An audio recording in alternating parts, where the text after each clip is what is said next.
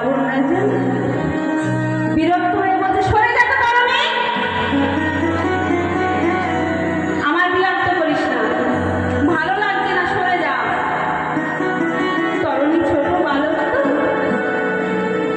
ও তো বুঝতে পারছে না, আবারও জেঠুকে বলছে, ও জেঠু, জেঠু বলো না তোমার কি হয়েছে জেঠু। রাবণ রাজা তখন বলছে, তরুণী তরুণী রে,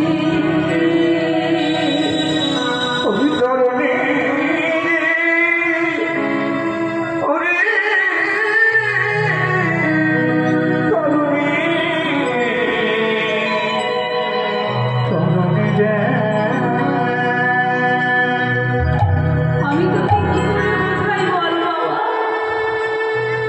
ওরে ওই রামের সঙ্গে যুদ্ধ করিতে করিতে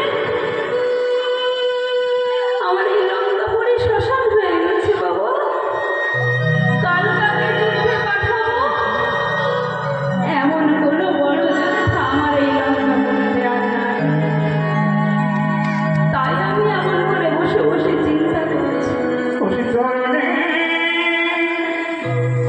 তরুণী তখন বলছে, ও দেখো তুমি যে বলছো কাল কাকে যুদ্ধে পাঠাবে এমন কোনো যোদ্ধা নেই, তুমি একবার আমায় অনুমতি করো জেঠু। দেখুন বাবারা,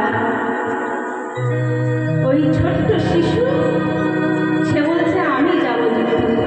ও জেঠু তুমি আমায় অনুমতি করো জেঠু, আমি যুদ্ধে যাব। তরুণীর এই কথা শুনে রাবণ রাজা চমকে উঠে চিৎকার করে বলছে, তরুণী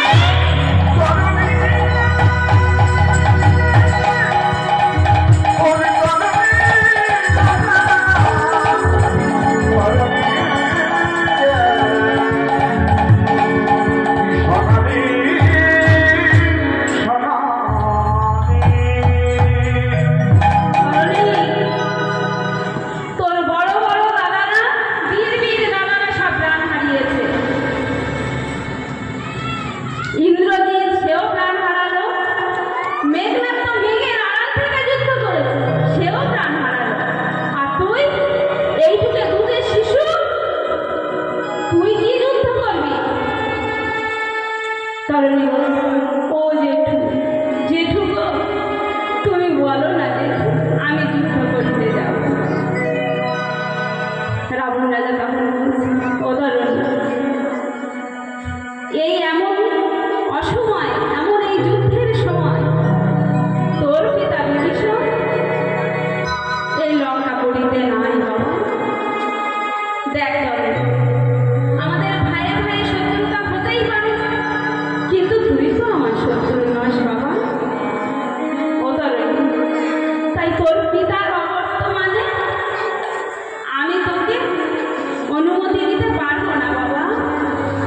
তবে এক কাজ কর, তোর পিতার অবর্তমানে তোর মাতা সরলা, তরুণীর মায়ের নাম সরলা, তাই বলছে তোর মাতা সরমা যদি তোকে অনুমতি দেয় তুই তাহলে যুদ্ধে যেতে পারিস।